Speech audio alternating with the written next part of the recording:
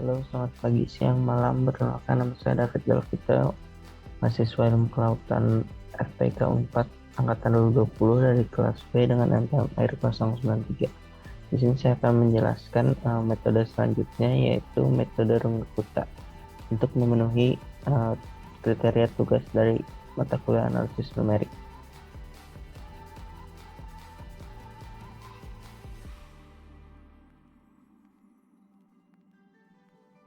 Seperti tadi telah dijelaskan, jadi pada kesempatan kali ini saya akan membahas mengenai Runge-Kutta.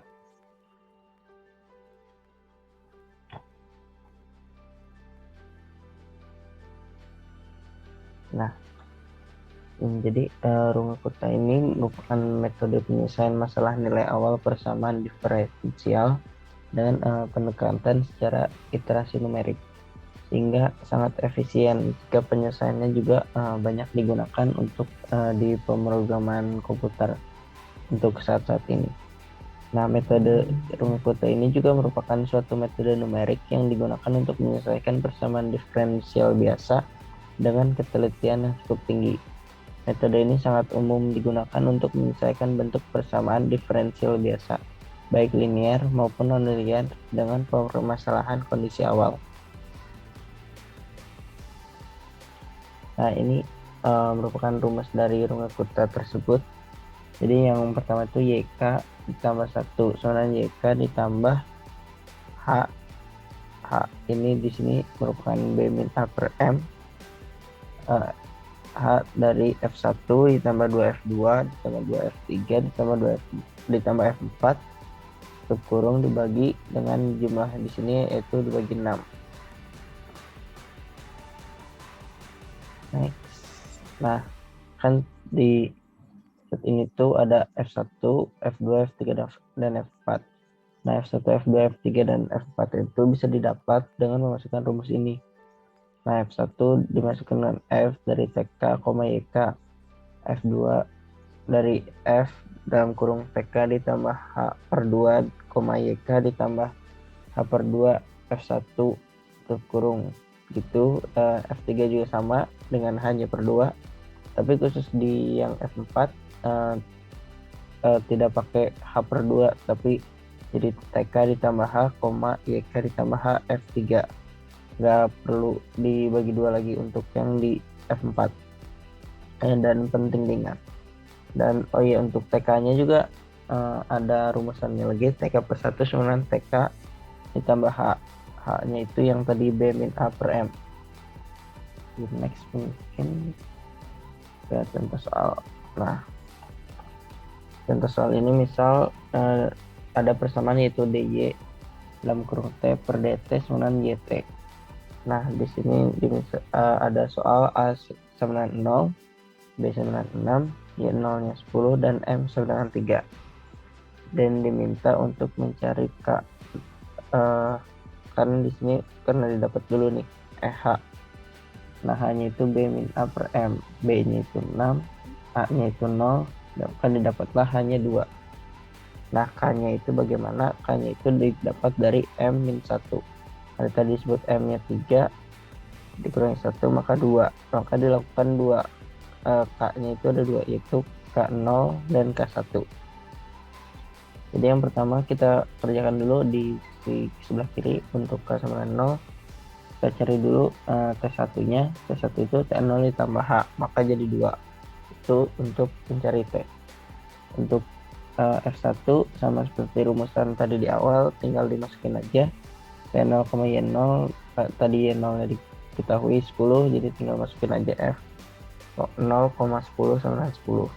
Untuk yang F2 dimasukkan juga rumus yang tadi di awal, T0 ditambah H per 2, Y0 ditambah H per 2 F1. Tadi hanya diketahui 2 dibagi 2. 2 dibagi 2, Y0 nya tadi di sini adalah 10. Di 2 per 2, di H nya juga 2 per 2, F1 nya juga tadi telah didapat 10. Jadi nilainya 20. Di F3 juga T0 ditambah H per 2, Y0 ditambah H per 2 F2. Tadi H nya sama 2 per 2, di Y0 nya juga tetap 10, dan di F2 nya ini berubah karena di sini tadi F2 nya itu nilainya 20, jadi dimasukkan 20 dan akhirnya F3 nya itu nilainya 30. Di F4 juga dilakukan hal yang sama, cuma perlu diingat bahwa di F4 itu hanya tidak pakai H per 2, jadi H aja. Jadi 2,10 itu tadi Y0 nya ditambah HF3, H-nya itu 2, F3 itu tadi di langkah sebelumnya, di sini dapat 30. Maka hasil akhir F4 nya itu 70. Lalu kita udah dapat semua F ini, kita cari dari Y1. Nah, cari Y1 ini rumusnya seperti tadi, yang Y0 ditambah H, F1 tambah 2 F2 tambah 2 F3 tambah F4 dibagi 6. Nah, Y0 nya tadi dapat 10, terus nilai dari F1, F2, F3, F4 nya udah dapat semua di perhitungan ini, tinggal kita masukin dibagi 6. Dan 10 ditambah ini dihitung dulu, dibagi, baru ditambah yang awal, sehingga didapat nilainya itu 70 Y1 nya. Sebenarnya untuk yang K1 dan 1 hampir mirip ya. Pertama kita cari dulu F1, di F1 nya FT1 Y1 sama dengan tadi di T nya itu kita cari dulu nih. Nah, T nya itu T1 ditambah H, T1 nya tadi dapat di sini T1 nya 2, karena ditambah H 2, jadi T1 T2 di sini jadi 4. Nah, di F2 ini T1 tambah H per 2, Y1 tambah H per 2 kali F1. Nah, di sini juga sama, hanya per 2 kayak di sebelah kiri. Terus dimasukin juga Y0 nya. Bukan Y0 tapi Y1, karena di sini di sininya Y1. Kita masukin Y1 nya tuh yang ini 70. Terus di sini ini hasil perhitungan yang tadi di panjang ini kan Y1 nya dapat tuh 70. Jadi kita pakai Y1 nya yang 70. Terus dimasukkan, dapat F2 nya 140, F3 juga H per 2, masih pakai H nya per 2, masukkan nilainya dan hasil akhirnya 210 yang F4.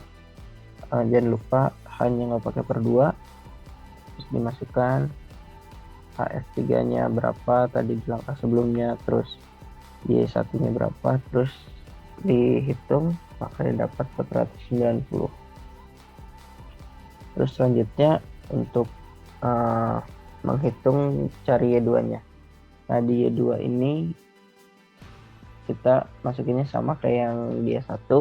Yang perbedaan karena ini Y1 sebenarnya, jadi pakai Y sebelumnya, jadi Y2 ini dicarinya dari pakai yang Y1, yaitu Y sebelum Y2.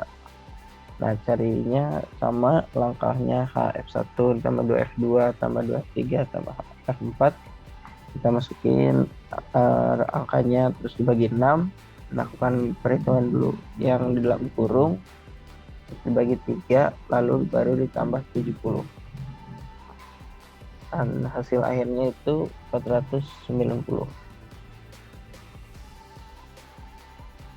Nah, ini untuk kalau penggambarannya atau hasil grafiknya, dari nilai T-nya 0, 10, kalau T-nya 0 Y-nya 10, T-nya 2 Y-nya 70, T-nya 4 Y-nya 490, dan seterusnya, maka didapat grafik linear seperti ini.